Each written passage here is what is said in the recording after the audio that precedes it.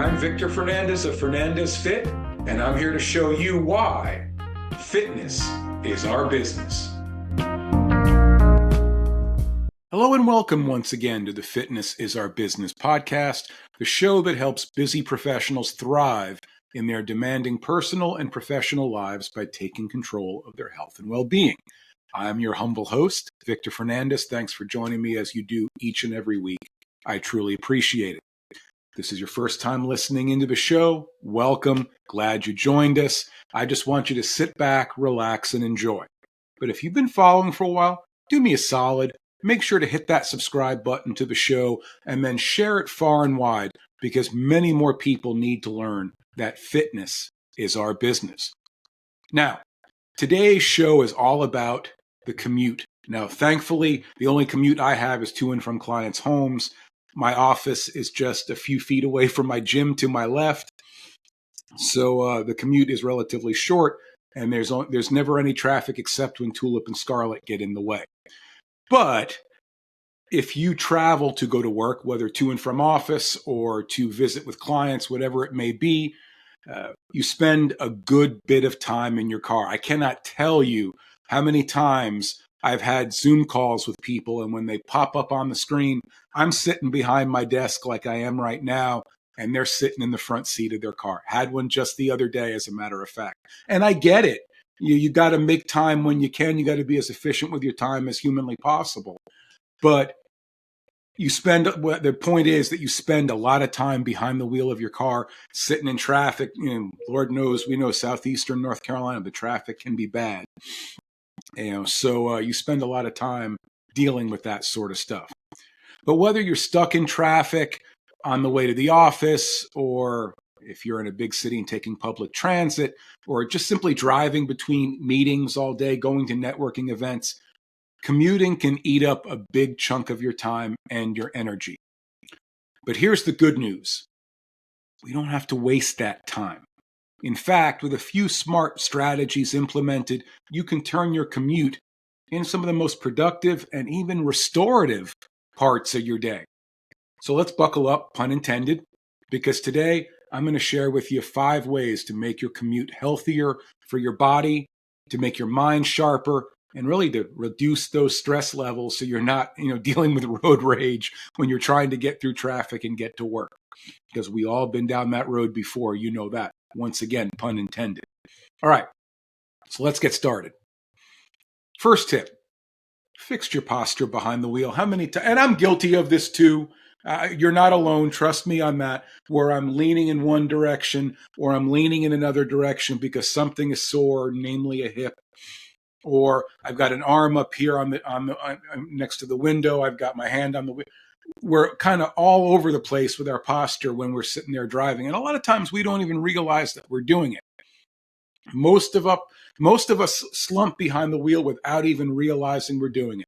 Shoulders are rounded, neck is craned forward, lower back is taking the brunt of the stress. And over time, that adds up to tight hips, sore shoulders, and nagging back pain that, trust me, doesn't go away when you park your car and get into the office.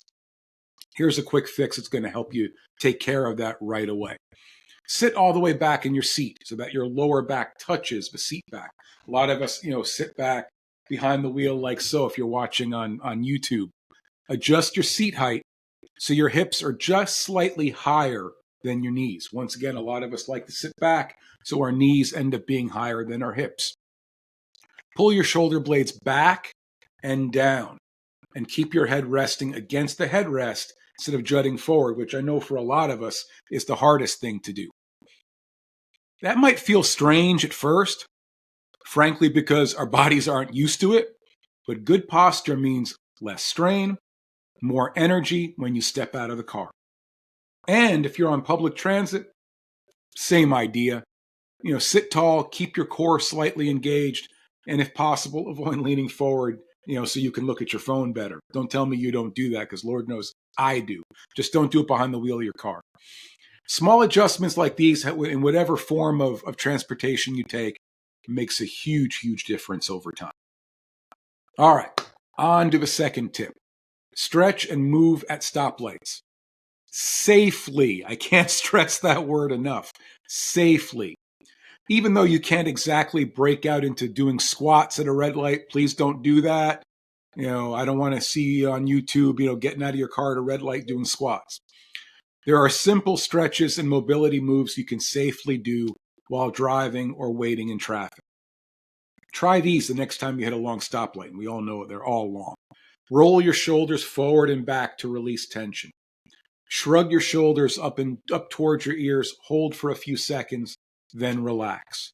Do gentle neck circles. I roll mine in an arc formation from side to side.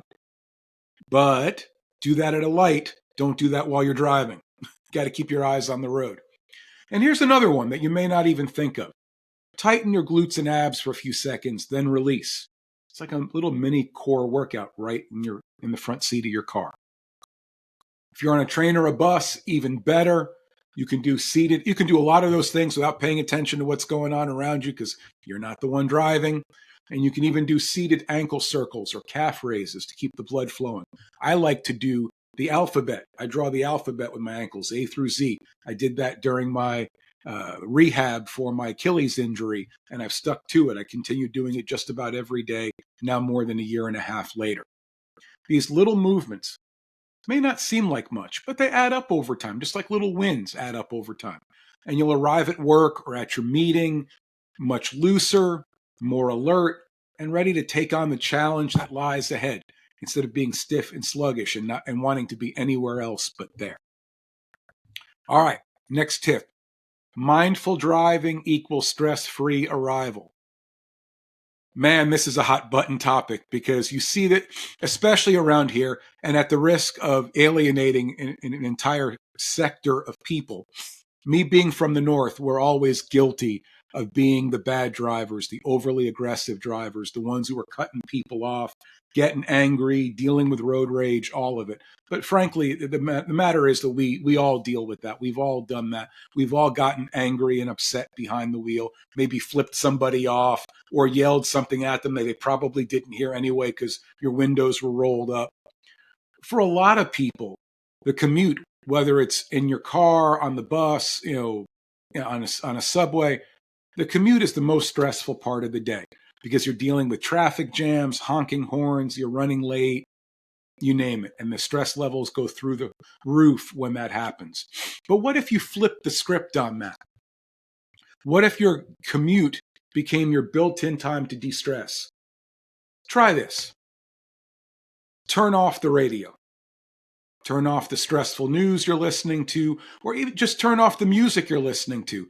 Because for me, I know when I'm really, really stressed, I'm in the car, I like total silence, or as silent as it can be while driving a car. So I turn off the radio and I don't want to say get lost in my thoughts because I'm paying attention to the road, but I start thinking about just something relaxing. Just take a deep breath. It's so calming. You've got really, you're sitting in your car, you're not to where you need to be, and it just makes you feel better. But if you have to listen to something, podcast, like this one perhaps, wink, wink, nudge, nudge, an audiobook. I'm not into audiobooks. I've never actually listened to an audiobook, but I know a lot of people who do.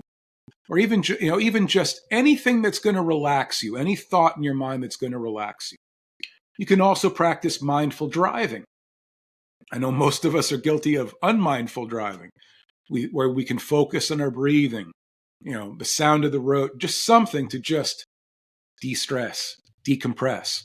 Whenever you feel tension rising, you want to take that deep breath through your nose for a few seconds, hold for a few seconds, and then exhale slowly through your mouth. Sounds simple, right? But a small act of mindfulness can lower your heart rate, reduce your frustration level, and help you show up wherever you're going much more calmer, more focused when you reach your destination. Because if you're going in for a sales pitch or something like that, you want to be at your best. You want to be at your most focused. All right, a couple more tips to send your way. Make your commute a classroom. How cool is that? Here's one of my favorite hacks. You can only scroll social media so many times at red lights. And again, I'm not condoning that one bit. Don't get on your phone, when when you're driving. But take that opportunity to maybe listen to an audiobook, that came up again, on personal development, leadership, nutrition, an educational podcast that helps you build your skill level for your career or really for even your personal life. Or if you're more of a creative thinker, use voice notes to brainstorm ideas for your next project that are hands-free, of course. You'll turn drive time into an opportunity to grow. And by the time you get to work, you'll feel even a little bit more accomplished and more inspired and mentally sharp to take on the day. One more for you. Bookend your day with intention. This for your commute to set the tone for your day, and it releases the stress at the end of it. That's what I mean by intention. On your morning drive, or however you commute, focus on how you want to show up that day or to that meeting. Ask yourself a couple questions. What kind of energy do I want to bring to work today, to that meeting today? What's one thing I want to accomplish this morning before lunch?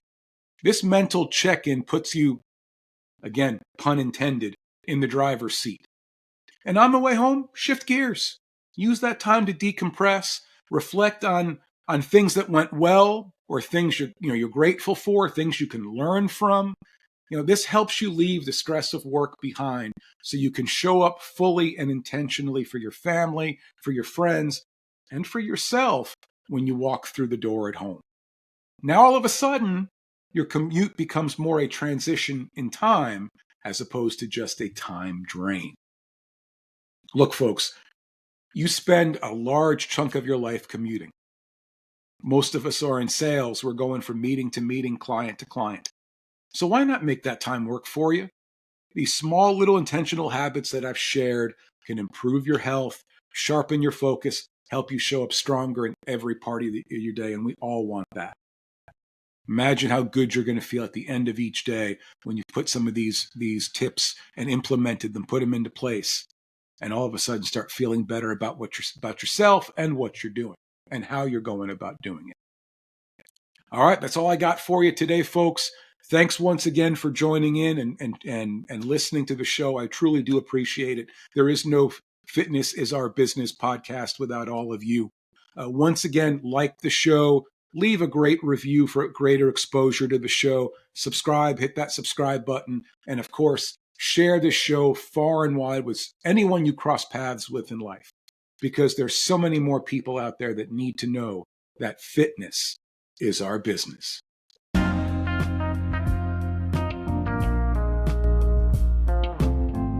Thanks so much for listening. I hope what we've shared on this show truly resonates with you.